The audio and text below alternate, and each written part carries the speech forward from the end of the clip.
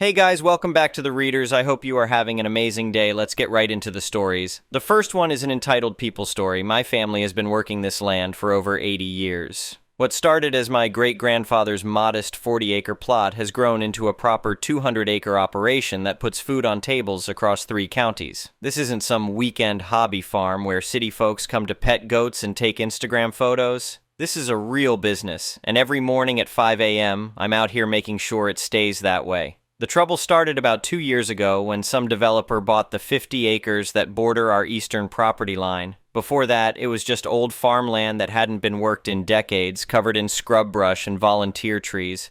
The previous owner was an elderly widow who lived in town and never bothered anyone. When she passed, her kids sold to the highest bidder without caring what would happen next. The developer called the new place something pretentious, but I just think of it as the housing development. They marketed it as luxury living in a rural setting, which should have been my first red flag. These weren't folks looking to embrace country life. They wanted the Instagram aesthetic of rural living without any of the actual rural parts. The layout of their development created what would become our main problem. The official entrance they built winds around through the property for almost a mile before connecting to the main highway. It's a nice enough road, properly paved and everything, but it takes about 10 minutes to drive from the back lots to the main road. Meanwhile, the back edge of their development sits right up against our property line, separated by nothing but the old barbed wire fence and stone markers that have been there since before I was born. From those back lots, if you could somehow cut straight across our land, you'd hit the highway in less than a minute. It would shave almost 9 minutes off their daily commute.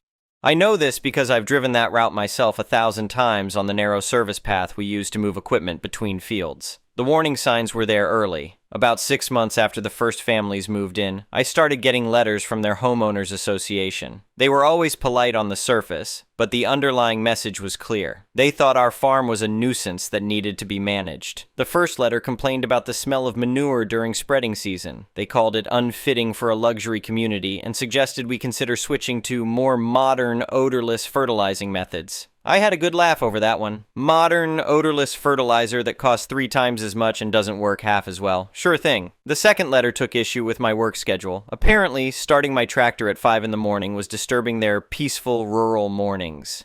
They wanted me to wait until 8 a.m. to begin field work. I wrote back explaining that farming doesn't work on suburban schedules and that 5 a.m. starts are actually late by most agricultural standards. That seemed to quiet them down for a while.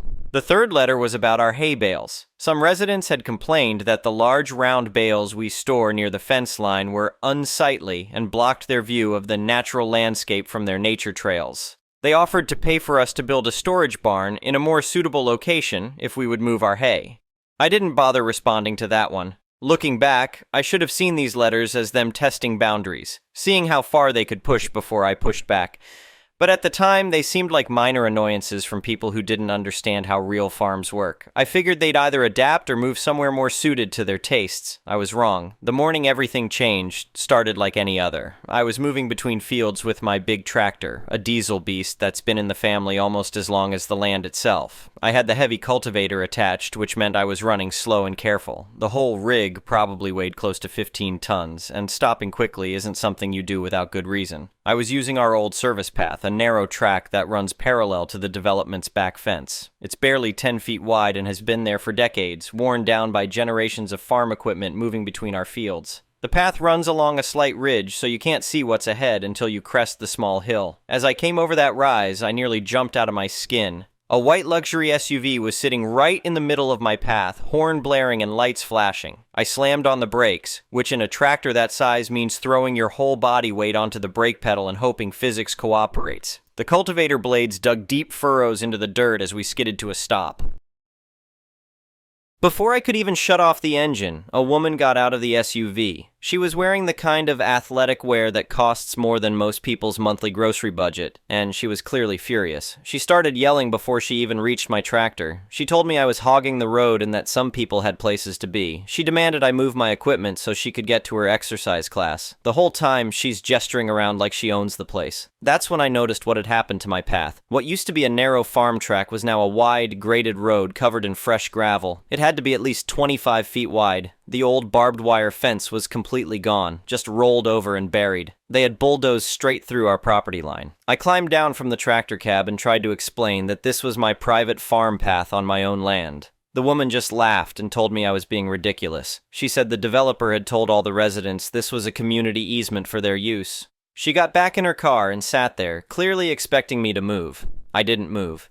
Instead, I called the sheriff. The deputy who showed up wasn't particularly helpful. He looked around at the nice, wide gravel road and listened to the woman explain how this was clearly a public access route. When I tried to show him where our property line was supposed to be, he just shrugged and said it looked like a civil matter to him. He suggested I check with the county records office to make sure I knew where my boundaries actually were. That evening, I drove over to the development's clubhouse. The homeowners association was having their monthly board meeting, and I figured it was time to get this sorted out directly. The clubhouse was exactly what you'd expect. All glass and steel and expensive furniture that looked like it belonged in a magazine. The board was sitting around a conference table that probably cost more than my truck, led by the same woman from that morning.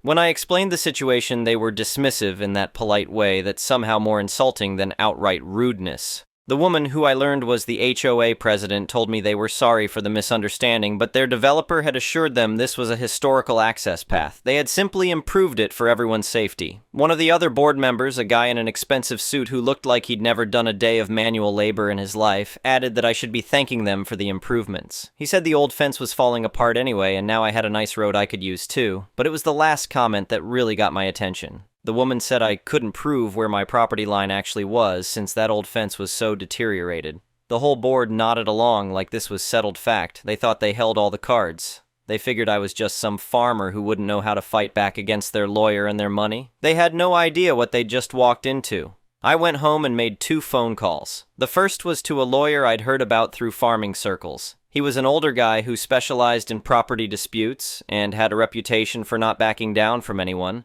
When I explained the situation, he got very quiet for a moment. Then he started chuckling. He told me that what they'd done was textbook trespassing and destruction of property. He said if they wanted to claim some kind of easement, they'd need to prove 20 years of open, hostile use of the land. Since their development had only existed for 18 months, they had exactly nothing to stand on. The second call was to a surveying company. I paid extra for expedited service because I wanted this resolved quickly. $4,000 later, I had an appointment for a full boundary survey with stamped plats and visible markers every 25 feet. The surveyors showed up 3 days later with GPS equipment that looked like something out of a science fiction movie. The whole morning I could see residents of the development watching from their windows and patios, probably wondering what was going on. Some of them even came out to ask the surveyors what they were doing. When the survey was finished, the results were even better than I'd hoped. The bright pink flags marking our actual property line showed that the entire 40-foot wide graded road was completely on our land. The true boundary line was 10 feet past the road, right up against their precious nature trail. They hadn't just crossed our property line, they had invaded our land, destroyed our fence, and built themselves a road without permission. My lawyer sent out certified letters that same day. The HOA board got a cease and desist demand along with a notice that we were seeking $50,000 in damages for land restoration and timber removal. Every single homeowner in the development got a formal trespass notice informing them that any use of the road would result in prosecution. The HOA's response came back within a week. Their lawyer, some big city firm with a fancy letterhead, claimed our survey was disputed and that they intended to continue using the access point under a prescriptive easement claim while the matter was litigated. They were calling my bluff, assuming I couldn't afford a long court fight. That's when my lawyer really started enjoying himself. He explained to me that a prescriptive easement requires 20 years of hostile open use. They'd been there less than 2 years. Their legal position was about as solid as wet tissue paper, but he also told me something interesting. As the legal owner of the property, I had every right to secure my land against trespassers, and if I chose to do that, there wasn't much anyone could do to stop me. So I secured it. I didn't mess around with boulders or simple gates. If I was going to do this, I was going to do it right. I hired a commercial fencing company that usually works on industrial sites.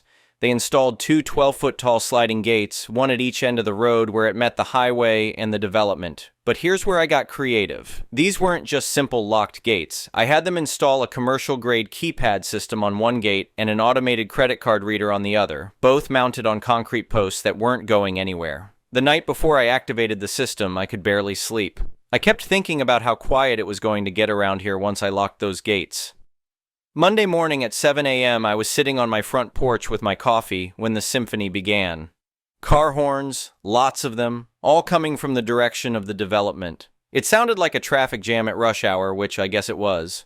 I took my time finishing my coffee before I walked over to see what all the fuss was about. There had to be 20 cars backed up at the gate closest to the highway, with more arriving every minute. People were getting out of their vehicles, examining the keypad, trying to figure out how to get through. Some were on their phones, probably calling the HOA board or the police. The woman from that first morning was there, naturally. She was standing next to her SUV, yelling into her phone about false imprisonment and demanding that someone arrest me immediately. The same deputy from before showed up about 20 minutes later. By then, the crowd had grown to include most of the development's working residents, all of whom were going to be very late for work. The woman stormed over to the deputy and demanded he arrest me. She said I was holding them prisoner and that this was probably kidnapping or something equally serious. The deputy looked tired before he even got out of his patrol car. I walked over with my surveyor's plat and the lawyer's letters, staying calm and polite. I explained to the deputy that this was my private property, as confirmed by the recent boundary survey, and that I was simply securing it against active trespassers, as was my legal right.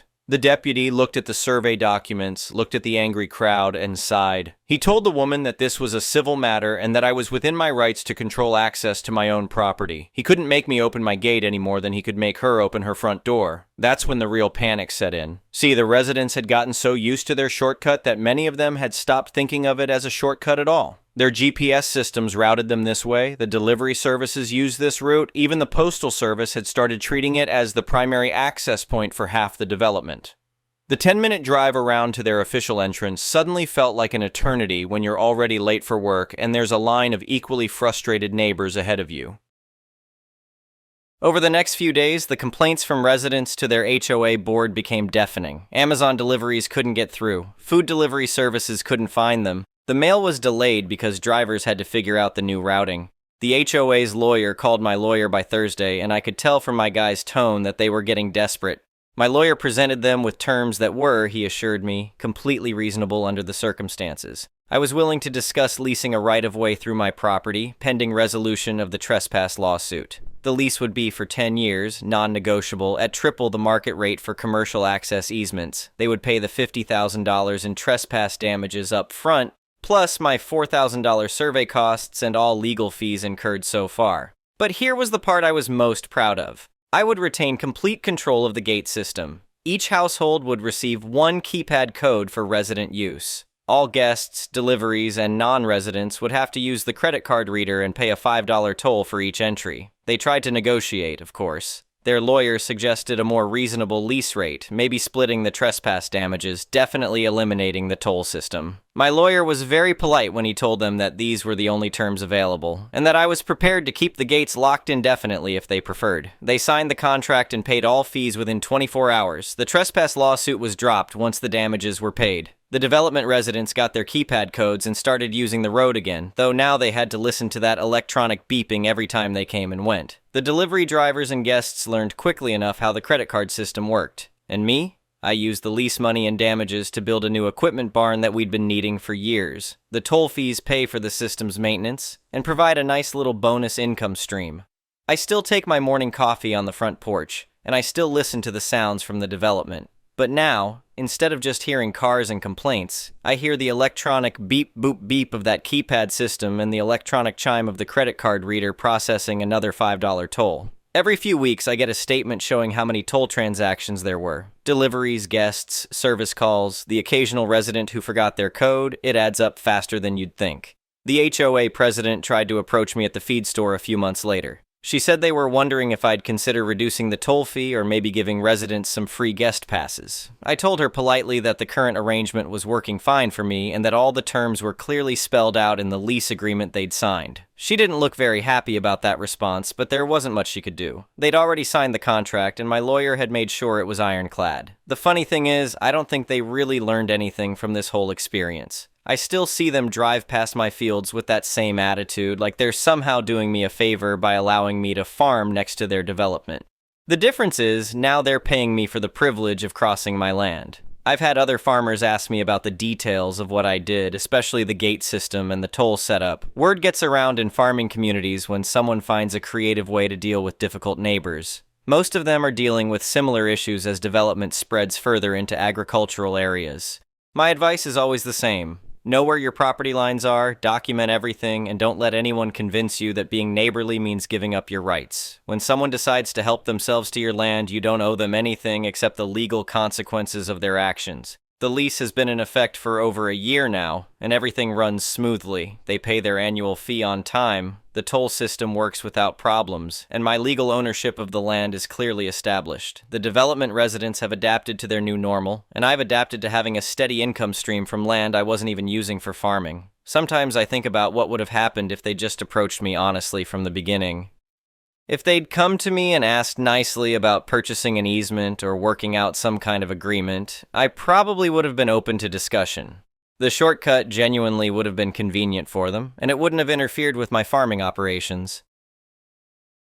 But that's not how entitled people operate. They don't ask for permission because they don't think they need it. They take what they want and worry about consequences later, if at all. In their minds, my farm was just an obstacle to their convenience, something to be managed or worked around. They learned the hard way that farm property is real property, with real legal protections and real owners who aren't going to be bullied by suburban politics and fancy lawyers. The development continues to grow. They've added another section on the south side, and I hear there are plans for even more expansion. But our property line is clearly marked now, with permanent survey monuments and a fence that actually serves its purpose. There won't be any more surprise roads through my pastures. The seasonal rhythms of farming continue unchanged. Spring planting, summer cultivation, fall harvest, winter maintenance. The work doesn't stop just because there are suburbanites next door who don't understand it. If anything, the extra income from the lease and tolls has allowed me to invest in some equipment upgrades that make the operation more efficient. My family has been working this land for 4 generations, and I have every intention of passing it on to the next generation in better condition than I inherited it. That means protecting both the soil and the property rights that make farming possible. The gate system has become part of the landscape now. The residents don't seem to think about it much anymore. It's just part of their routine. The electronic sounds have become as familiar as the morning roosters and evening tractors, but every time I hear that credit card reader chime, I remember that morning when I came over the hill and found that SUV in my path. I remember the assumption that I would just move aside and let them have what they wanted. I remember being told I should be grateful for their improvements to my own land. They wanted a shortcut and they got one. They just didn't expect to pay market rates for it. The first winter after the lease went into effect provided some additional entertainment. The development residents quickly discovered that their fancy shortcut wasn't quite as convenient when it needed snow removal and ice treatment. The lease agreement clearly stated that road maintenance was their responsibility, not mine. I watched from my kitchen window one December morning as a line of expensive SUVs sat waiting while the development's maintenance crew tried to figure out how to operate a snowplow on gravel. They'd clearly never dealt with anything more challenging than suburban asphalt before. It took them 3 hours to clear what should have been a 20-minute job. The HOA president called my lawyer that same day asking if road maintenance could be renegotiated as part of the lease terms. My lawyer politely reminded her that the contract clearly specified maintenance responsibilities and that no modifications would be considered before the 10-year term expired. Spring brought its own challenges for the development residents. That's manure spreading season, and our fields run right alongside their precious shortcut. The smell that had bothered them when they were safely behind their fence became much more immediate when they had to drive through it twice a day. I got a few passive-aggressive comments at the hardware store about timing my spreading operations to avoid their peak commute hours. I explained politely that manure spreading happens when weather and soil conditions are right, not when it's convenient for suburban commuters. Agricultural schedules don't bend around office hours. The toll system continued to generate steady revenue through seasonal fluctuations. Summer brought more guests and parties, which meant more toll transactions. Fall had fewer social gatherings, but more delivery vehicles as people started ordering winter supplies. Winter had the usual holiday surge of package deliveries and visiting relatives. By the end of the first year, the toll fees had generated almost $8,000 in additional income. Not life-changing money, but enough to cover several equipment repairs and upgrades that would have otherwise strained the farm budget. The development's annual meeting that second year was apparently quite heated, according to what I heard through local gossip networks. Several residents had formed a committee to explore legal options for breaking or modifying the lease agreement. They'd hired their own lawyer to review the contract for any loopholes or technicalities they could exploit. Their lawyer apparently told them what my lawyer had already made clear. The contract was solid, the lease terms were legal and enforceable, and their only options were to pay the agreed amounts or stop using the road entirely. Going back to their official entrance would add those 9 minutes to every trip, but it would eliminate the toll fees for guests and deliveries. Some residents pushed for exactly that solution. They argued that the development should simply block off their end of the road and force everyone to use the original entrance. But by then, the shortcut had become too integrated into daily life for most residents to give up willingly. The Postal Service had restructured their delivery routes around the shortcut. Package delivery services had the development coded for access through the toll road. Even emergency services had updated their response protocols to use the faster route. Changing everything back would have created significant disruption beyond just the longer drive times.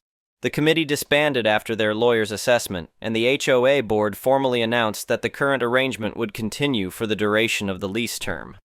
That announcement prompted the first and only time someone tried to circumvent the gate system. A resident's teenager, apparently frustrated by having to pay the toll fee for his friends to visit, tried to prop open the automated gate one Friday evening. He managed to jam the sensor system, which triggered the security alert I'd programmed into the system. I received an automated text message at 11 p.m. telling me the gate had been forced open and remained unsecured. I drove over to find 3 cars full of teenagers parked just inside the gate, with lawn chairs set up like they were planning to have a party right there on the road. I called the sheriff's non-emergency line and waited in my truck until the deputy arrived. The same deputy who'd responded to the original incident, actually. He seemed to find the whole situation more amusing than annoying. The teenagers tried to argue that they weren't technically trespassing because they were guests of development residents. The deputy explained that being invited to the development didn't give them permission to damage my property or bypass my access controls. No charges were filed, but the kids had to pay for emergency repairs to the gate system. The parents were not pleased about the after-hours service call fees, and I suspect that particular teenager faced some additional consequences at home. After that incident, I added security cameras to both gates. Not because I was worried about more sabotage, but because insurance companies like documentation of security measures when expensive equipment is involved. The cameras also provided useful data about traffic patterns and system usage. The second year brought some interesting developments in the wider community. 3 other farmers in the county were dealing with similar boundary disputes as development pressure increased. Word had gotten around about my situation, and I found myself giving advice on property surveys, legal resources, and protective measures. One farmer about 10 miles south was facing pressure from a new subdivision that wanted him to relocate his pig operation because it was affecting their property values. Another was dealing with complaints about early morning hay cutting disturbing suburban sleep schedules. A third had residents trying to use his farm roads as walking trails without permission. I shared my lawyer's contact information and emphasized the importance of getting proper boundary surveys done before problems escalated. Prevention is always cheaper than litigation, and clear documentation prevents a lot of arguments before they start. The County Planning Commission started receiving more complaints about agricultural operations interfering with residential development, which prompted them to invite several farmers to a public hearing about land use policies.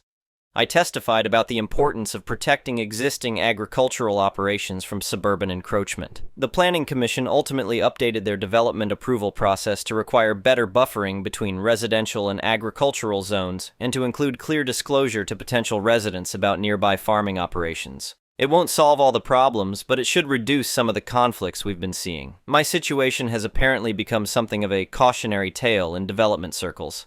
I've heard from my lawyer that other HOA attorneys have started including specific property boundary verification requirements in their standard contracts. Nobody wants to repeat the expensive mistake my neighbors made. The development's property values have remained stable despite the ongoing lease payments and toll fees. If anything, having a clear legal resolution to the boundary dispute may have helped maintain values by eliminating uncertainty about property rights and access issues. The third year of the lease brought a new challenge when the development decided to expand their nature trail system. Their landscape architect approached me about purchasing a small easement that would allow the trail to loop around behind the development instead of ending at our property line.